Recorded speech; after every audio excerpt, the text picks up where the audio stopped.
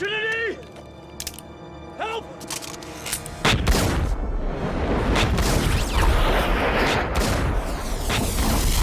The Matrix wasn't supposed to work. It was too weird, too expensive, too ambitious for Hollywood executives to comprehend. But somehow, it did. And behind the scenes, studio battles, career-ending injuries, a lead actor who couldn't kick for months, sacred sushi recipes turned into digital code. Here are 20 insane facts about The Matrix you didn't know, and they're stranger than fiction. Fact 1. The studio literally couldn't understand the script. The Matrix screenplay sat in limbo at Warner Brothers for 4 to 5 years because studio executives literally couldn't comprehend what the Wachowskis were proposing. Producers thought the themes and incredible visuals were an impossible dream. When the Wachowskis requested $180 million to make their vision reality, Warner Brothers countered with just $60 million.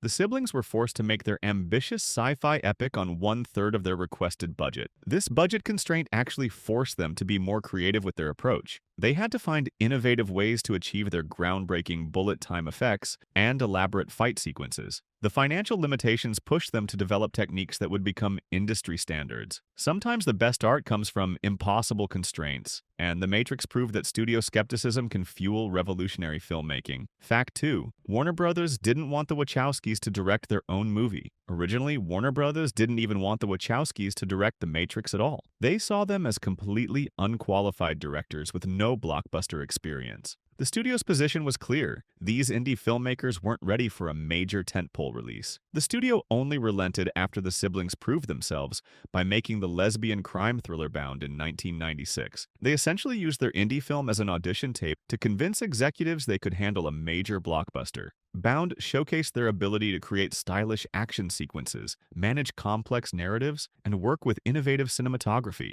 The film's success demonstrated they had the technical skills and creative vision needed for The Matrix. It's incredible that they had to prove themselves worthy of directing their own brilliant creation. Fact 3. A desperate move that saved the entire production. When Warner Bros. Grew impatient with the slow pace of production and threatened to step in and take control, the desperate Wachowskis made a crucial decision. They compiled the opening Trinity rooftop chase sequence with temporary sound and effects, creating a rough but compelling preview. This wasn't a planned presentation, it was a last-ditch effort to save their vision. They showed this unfinished footage to studio executives just to prove what they were creating. The sequence featured Trinity's gravity-defying moves, the groundbreaking bullet time effects, and the film's distinctive visual style. After seeing this rough footage, the studio immediately backed off and never bothered them again during production. This single-scene demonstration gave them complete creative control. The gamble worked perfectly. Sometimes you have to show executives the impossible. Fact 4. They used a terrible Stallone movie to get their break. The Wachowskis originally wrote the script for the terrible 1995 Sylvester Stallone movie, Assassins, though they desperately tried to remove their names from it after Brian Helgeland rewrote their work. The final film was nothing like their original vision, but it provided a crucial connection. They used their relationship with that film's producer, Joel Silver, to slip him their first draft of the Matrix script. Silver was initially skeptical but became intrigued by their ambitious concept. This connection through a bad movie led to creating a masterpiece that would redefine cinema. The Assassins experience taught them valuable lessons about Hollywood's rewriting process and maintaining creative control. Without that terrible Stallone film, The Matrix might never have found its way to the right producer. Sometimes your biggest failures create connections that lead to greatest successes. Fact 5. The sequels suffered from too much freedom. The Matrix was actually in development at Warner Brothers for 4 to 5 years, with constant studio oversight and budget constraints. Yet when they followed up with 2 sequels, they had to work out those scripts in much shorter time with little studio interference. The massive success of the original gave the Wachowskis unprecedented creative freedom for the sequels. Without the constraints that had forced them to be innovative and focused, they became much more micromanaging and controlling on the later films. The first film's limitations had actually enhanced their creativity, forcing them to find elegant solutions to complex problems. The sequels, with unlimited resources and minimal oversight, became bloated and unfocused. Studio interference, while frustrating, had actually helped refine their vision. Sometimes creative freedom can be double-edged when you lose productive tension that constraints provide. Fact 6. Will Smith's career-defining mistake. Will Smith turned down the role of Neo to make Wild Wild West because he was skeptical about the film's ambitious bullet time special effects. He couldn't visualize realize how the Wachowskis' technical concepts would work on screen. Smith later admitted he wasn't mature enough as an actor and would have messed it up. The casting ripple effects would have been massive. If Smith had taken Neo, the role of Morpheus would have gone to Val Kilmer instead of Lawrence Fishburne, completely changing the film's dynamic and cultural impact. Smith's agent pushed him toward the safer choice of Wild Wild West, believing it was more likely to succeed commercially. The irony is staggering. Wild Wild West became one of the biggest flops of 1999, while The Matrix revolutionized cinema. Smith has publicly stated this was one of his biggest career regrets. Fact 7. A-list actors who almost destroyed The Matrix. Nicolas Cage turned down Neo because he didn't want to be away from his family for the extensive Australian shoot and intense physical training requirements. Leonardo DiCaprio initially accepted the role but ultimately backed out because he didn't want to do another visual effects-heavy film directly after Titanic's demanding production schedule. Sandra Bullock was also offered both Neo and Trinity, but turned down both roles, feeling the script was too confusing and abstract. Johnny Depp was seriously considered for Neo, but passed due to scheduling conflicts. Brad Pitt was approached but declined, believing the concept was too risky for his career. The Wachowskis went through nearly a dozen A-list rejections before finding Keanu Reeves, who immediately understood their vision. Each of these actors would have brought completely different energy to the role. Fact 8. Carrie-Anne Moss hid a dangerous secret. Carrie-Anne Moss twisted her ankle during the filming of her signature opening scene, but kept the injury completely secret throughout the entire production. She was terrified of being recast in what she knew was a career-defining role. The injury occurred during one of her high-flying kicks, but she didn't even tell the stunt coordinators. She performed all those brutal, kick-heavy fight scenes while secretly injured, often in excruciating pain. Moss had to modify her fighting style subtly to compensate for the weakness, which actually made her performance more grounded and realistic. She only revealed the injury after filming Wrapped, shocking the entire crew who had no idea. The production's insurance company would have forced her replacement if they'd known about the injury. Her dedication nearly cost her permanent ankle damage. Fact 9. Keanu Reeves was literally going paralyzed. Keanu Reeves was experiencing the beginnings of paralysis in his legs due to a severe spinal issue before filming began, requiring emergency neck surgery and wearing a neck brace throughout initial training. This surgery left him unable to kick for 2 out of the 4 months of intensive martial arts preparation, which is why Neo does comparatively few kicks compared to Trinity and Morpheus. The stunt coordinators had to completely redesign Neo's fighting style to work around his physical limitations. Reeves couldn't perform many of the acrobatic moves the other actors mastered, so they emphasized his hand-to-hand combat and gunplay instead. His dedication to the role despite facing potential permanent paralysis is legendary among the cast and crew. The neck brace had to be carefully hidden during filming, requiring special camera angles and costume adjustments. Fact 10. Sean Connery's rejection that ended his career. Sean Connery was offered a role in the Matrix franchise, but it wasn't Morpheus as commonly believed. He turned down playing the architect in the sequels because he didn't get it and found the philosophical dialogue too confusing. The role would have paid him $15 million for just a few scenes, but Connery felt the script was incomprehensible. This rejection, combined with passing on Gandalf in Lord of the Rings for similar reasons, created a pattern of missing out on major franchises. His agent warned him that audiences expected him to evolve with modern filmmaking, but Connery remained stubborn about script clarity. This led him to desperately accept The League of Extraordinary Gentlemen, hoping to salvage his action hero reputation. The film was so awful and the production so miserable that it ended his acting career. Fact 11. The Matrix code came from Sushi Recipes. The iconic green Matrix code that cascades down screens isn't computer programming at all. It's actually Japanese katakana characters that production designer Simon Whiteley copied from his wife's sushi and noodle recipes. Whiteley needed authentic-looking characters that would appear foreign and mysterious to Western audiences. He literally photographed the recipe cards and scanned them into the computer system. The production team had no idea they were looking at instructions for making California rolls and ramen noodles. Whiteley later joked that without these sushi recipes, there would be no Matrix. The irony is that audiences spent years trying to decode what they thought was complex programming language. Japanese viewers could actually read parts of the code and recognize food ingredients. The most famous visual effect in sci-fi history came from someone's dinner plans. Fact 12. Trinity's chase scene was filmed at a real S&M club.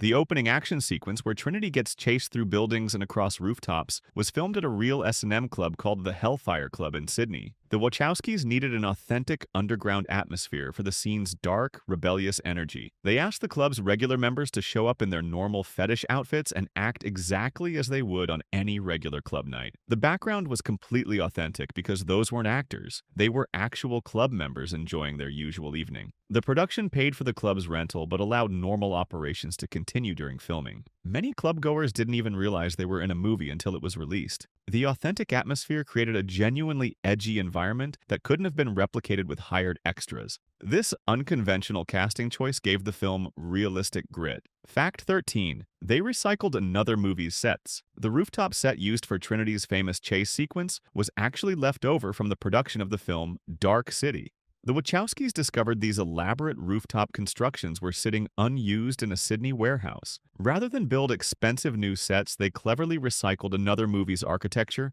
to create one of their most memorable action scenes. The Dark City sets perfectly matched their noir-influenced aesthetic vision. They modified the lighting and added some structural elements, but the basic framework was already there. This budget-saving decision freed up money for more advanced digital effects and stunt work. The crew had to carefully study Dark City to ensure no recognizable elements would appear in the Matrix. Budget constraints led to creative solutions that nobody in the audience could detect. Sometimes the best production design comes from smart recycling rather than expensive original construction. Fact 14. Keanu Reeves nearly died for a phone scene. When Neo goes out on the building ledge to escape authorities, Keanu Reeves actually performed this stunt himself, 34 floors above the ground without safety cables, while holding a bulky Nokia phone. The production couldn't afford the time and expense of extensive safety rigging for what was supposed to be a brief scene. Reeves insisted on doing it himself to maintain the shot's authenticity and camera angles. The Nokia phone made the stunt even more dangerous because he had to maintain his grip on the device while balancing on the narrow ledge. Wind conditions at that height made the stunt exponentially more risky than ground-level work. The insurance company would have canceled the production if they'd known about this decision. Reeves literally risked his life for a scene that most actors would have immediately refused or demanded stunt doubles for. Fact 15. Production errors that became Easter eggs. Throughout the sunny rooftop fight scenes, you can actually spot film crew members and cameras reflected in the sunglasses of Neo, Trinity, and Morpheus. These reflections show boom operators, lighting equipment, and even the director giving instructions. The production team initially panicked when they discovered these errors during post-production editing. However, fans have debated whether these production mistakes were intentional Easter eggs by the meta-obsessed Wachowskis. The directors never confirmed whether the reflections were deliberate or accidental, adding to the film's mysterious reputation. Some film scholars argue the reflections represent the real world, bleeding into the Matrix simulation. The ambiguity perfectly matches the film's themes about questioning the nature of reality and what's authentic versus artificial. Digital removal would have been expensive and time-consuming, so they left them in. Fact 16. The Matrix defense actually works in court. The film inspired a real legal defense called the Matrix defense, an insanity plea where defendants justify their crimes by claiming they believed they were living inside the Matrix simulation. This defense has actually succeeded in court multiple times across different jurisdictions. Tonda Lynn Ansley was found not guilty by reason of insanity after murdering her landlady in 2002, successfully arguing she thought she was freeing the victim from the Matrix. Joshua Cook killed his parents in 2003, claiming he was trying to wake up from the simulation. Vadim Misegas assaulted his landlady while shouting Matrix quotes, believing she was an agent. Legal experts debate whether defendants genuinely believe their delusions or manipulate pop culture references for lighter sentences. The defense has forced courts to grapple with how fictional media influences mental health and criminal responsibility. Fact 17. Keanu Reeves gave away $75 million.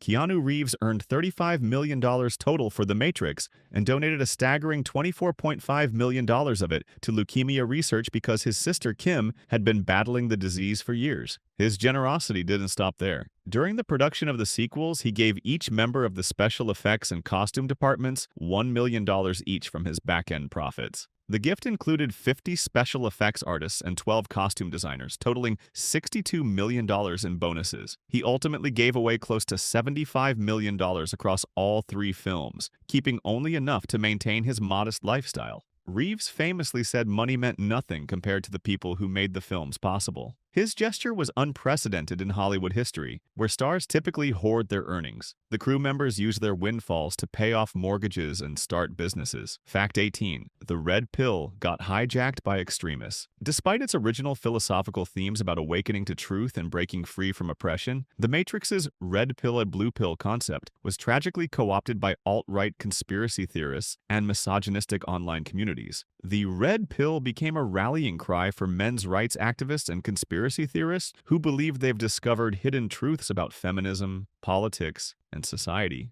These groups completely inverted the Wachowskis' original message of liberation and acceptance into one of hatred and exclusion. Online forums dedicated to red pill ideology promote toxic masculinity and conspiracy theories that contradict everything the film stood for. The irony is devastating. A movie created by transgender women about breaking free from restrictive systems became a symbol for groups that promote restrictive ideologies. The Wachowskis have publicly expressed horror at this misappropriation of their work. Fact 19. The Matrix became an actual religion. The Matrix spawned an actual religion called Matrixism, a new religious movement that treats the film's concepts as genuine spiritual doctrine and philosophical truth. Founded in 2004, the religion claims thousands of followers worldwide who believe reality is indeed a simulation. Practitioners study the film's dialogue as a religious text, viewing Neo as a messiah figure and the machines as metaphors for spiritual oppression. The religion incorporates elements of Buddhism, Christianity, and simulation theory into a cohesive belief system. Followers practice meditation techniques designed to wake up from perceived illusions. Some adherents genuinely believe we're living in a computer simulation, while others treat it as philosophical metaphor. The movement has received legitimate academic attention as an example of hyper-real religions that mix spirituality with pop culture.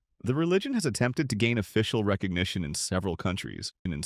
Fact 20. The transgender metaphor. Hidden in plain sight, following the Wachowskis' public transitions as transgender women, film scholars have completely reanalyzed The Matrix through the lens of their personal experiences with gender identity. The red pill or blue pill choice now reads as a metaphor for the decision to transition versus remaining in an assigned gender role. Neo's transformation from Thomas Anderson to The One mirrors the journey of discovering authentic identity versus societal expectations. The character's name, change, physical transformation, and rejection of his previous life parallel transgender experiences. Switch, a character who was male in The Matrix but female in reality, was originally written as explicitly transgender, but studio executives forced the concept's removal. The film's themes of escaping false reality and embracing true identity take on profound personal meaning when viewed through this lens. Lily Wachowski confirmed in 2020 that transgender themes were intentionally woven throughout the narrative. It started as an impossible dream that executives couldn't understand, but somehow that impossible dream became a cultural phenomenon that changed everything, from sushi recipes to secret injuries, because the rabbit hole goes much deeper than you think.